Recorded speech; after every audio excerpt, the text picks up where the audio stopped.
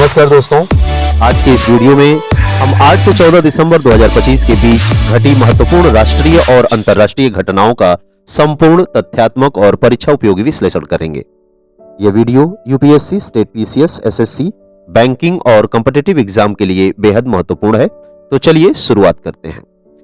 सबसे पहले बात करते हैं राष्ट्रीय मामलों की। डाक विभाग ने ध्रुव नामक डिजिटल एड्रेसिंग सिस्टम का प्रस्ताव प्रस्तुत किया है। ध्रुव का पूरा नाम है digital hub for reference and unique virtual address. इस पहल का उद्देश्य देश में एकीकृत डिजिटल पता प्रणाली विकसित करना है, जिससे डाक सेवाएं, ई कॉमर्स, लॉजिस्टिक और सरकारी योजनाओं का क्रियान्वयन अधिक प्रभावी हो सके। यह पहल डिजिटल इंडिया मिशन की दिशा में एक महत्वपूर्ण कदम मानी जा रही है। अगली खबर असम से है। नुमालीगढ़ रिफाइनरी लिमिटेड को केंद्र सरकार द्वारा 27वां नवरत्न का दर्जा प्रदान किया गया है। यह रिफाइनरी असम राज्य में स्थित है। नवरत्न का दर्जा मिलने से कंपनी को अधिक वित्तीय स्वतंत्रता और रणनीतिक निर्णय लेने की शक्ति प्राप्त होती है। अब बात करते हैं राजस्थान की। राजस्थान भारत का पहला राज्य बन गया है जिसने मतदाता सूचियों का 100% डिजिटलीकरण पूरा कर लिया है। यह उपलब्धि स्पेशल इंटेंसिव रिवीजन यानी SIR अभियान के अंतर्गत हासिल की गई है। अब बात करते हैं सांस्कृतिक विरासत की। भारत के प्रमुख त्योहार दीपावली को यूनेस्को की अमूर्त सांस्कृतिक विरासत सूची में शामिल किया गया है। यह निर्णय यूनेस्को की 20वीं समिति बैठक में लिया गया, जिसकी मेजबानी भारत ने दिल्ली के लाल किले में की। लद्दाख से जुड़ी एक महत्वपूर्ण खबर। दुनिया का सबसे ऊंचाई पर स्थित युद्ध स्मारक लद्दाख की गलवान घाटी में स्थापित किया गया है। यह स्मारक भारतीय सैनिकों के बलिदान और साहस का प्रतीक है। राजनीति से जुड़ी एक अहम उपलब्धि की बात करें तो नीतीश कुमार ने 10वीं बार बिहार के मुख्यमंत्री पद की शपथ लेकर वर्ल्ड बुक ऑफ रिकॉर्ड्स में अपना नाम दर्ज कराया है। यह भारतीय राजनीति में एक ऐतिहासिक उपलब्धि मानी जा रही है। अंतर्राष्ट्रीय परिदृश्य की बात करें तो ऑस्ट्रेलिया का विक्टोरिया विश्वविद्यालय साल 2026 तक गुरुग्राम में अपना पहला भारतीय परिसर खोलेगा। यह भारत में किसी विदेशी विश्वविद्यालय द्वारा स्थापित प्रमुख परिसरों में से एक होगा। भारत और चीन से जुड़ी एक अहम कूटनीतिक खबर।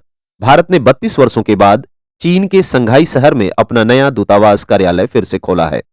इस कदम का उद्देश्य दोनों देशों के बीच व्यापारिक और राजनीतिक संवाद को मजबूत करना है। अफ्रीका से एक बड़ी स्वास्थ्य उपलब्धि। नाइजर अफ्रीका देश में रिवर ब्लाइंडनेस बीमारी को पूरी तरह समाप्त करने वाला पहला देश बन गया है। अब बात करते हैं पर्यावरण संरक्षण की। रूस इंटरनेशनल बिग कैट अलायंस का 19वां सदस्य बना है। इस संगठन का उद्देश्य बाघ, शेर, तेंदुआ जैसी बड़ी बिल्ली प्रजातियों का संरक्षण करना है। इस संगठन का मुख्यालय भारत में स्थित है। अमेरिका से जुड़ी खबर। संयुक्त राज्य अमेरिका ने 2026 G20 लीडर्स समिट की मेजबानी के लिए नई G20 योजना की घोषणा की है। डिजिटल भुगतान परिसर प्रणाली पर अंतर्राष्ट्रीय मान्यता। अंतर्राष्ट्रीय मुद्रा कोष यानी IMF ने भारत के UPI सिस्टम को दुनिया का सबसे बड़ा रियल टाइम पेमेंट सिस्टम घोषित किया है। अब बात करते हैं रक्षा और सुरक्षा की। भारत और मलेशिया के बीच संयुक्त सैन्य अभ्यास हरिमाऊ शक्ति का 5वां संस्करण आयोजित किया गया। इसका आयोजन महाजन फील्ड फायरिंग रेंज राजस्थान में किया गया। भारत और इंडोनेशिया के बीच संयुक्त विशेष बल अभ्यास गरुड़ शक्ति का 10वां संस्करण हिमाचल प्रदेश के बकलोह में शुरू हुआ। भारतीय सेना ने नई दिल्ली में इन्नो योद्धा 2025 विचार और नवाचार प्रतियोगिता का आयोजन किया। इसका उद्घाटन उप सेना प्रमुख लेफ्टिनेंट जनरल पुष्पेंद्र पाल सिंह द्वारा किया गया। अब बात करते हैं विज्ञान और तकनीक की। भारत अंतर्राष्ट्रीय विज्ञान महोत्सव का 11वां संस्करण पंचकुला हरियाणा में आयोजित किया। इसका विषय था विज्ञान के माध्यम से समृद्धि, एक आत्मनिर्भर भारत के लिए। गूगल द्वारा विकसित टेंसर प्रोसेसिंग यूनिट यानी TPU AI और मशीन लर्निंग कार्यों में तेज प्रोसेसिंग के लिए उपयोग की जाती है। IIT बॉम्बे ने भारत का पहला incubator linked deep tech venture capital fund launch किया है।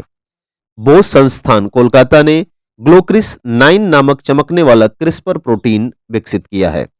खेल जगत की बात करें तो रोहित शर्मा 20,000 अंतर्राष्ट्रीय रन बनाने वाले चौथे भारतीय बल्लेबाज बने हैं। जसप्रीत बुमराह टेस्ट, वनडे और T20 तीनों प्रारूपों में 100 विकेट लेने वाले पहले गेंदबाज बने हैं। सुनील नरेन की बात करें तो प्रतिस्पर्धी T20 क्रिकेट में 600 विकेट लेने वाले तीसरे गेंदबाज बने हैं। अन्य खेलों की बात करें तो चंडीगढ़ यूनिवर्सिटी ने खेलो इंडिया यूनिवर्सिटी गेम्स 2025 की पदक तालिका में शीर्ष स्थान हासिल किया है। आर प्रज्ञानंद ने फिडे सर्किट 2025 जीतकर कैंडिडेट्स टूर्नामेंट 2026 के लिए क्वालिफाई किया। लैंडो नॉरिस ने अबू धाबी में फॉर्मूला 1 वर्ल्ड चैंपियनशिप जीती है। अनंत पुरस्कार और नियुक्तियों की बात करें तो अनंत अंबानी को वंतारा परियोजना के लिए वैश्विक पशु कल्याण पुरस्कार मिला है। रवीना टंडन को पेटा इंडिया द्वारा पर्सन ऑफ द ईयर 2025 नामित किया गया है। टाइम मैगजीन ने नील मोहन को सीईओ ऑफ द ईयर और लियोनार्डो डैकिप्रियो को एंटरटेनर ऑफ द ईयर चुना है।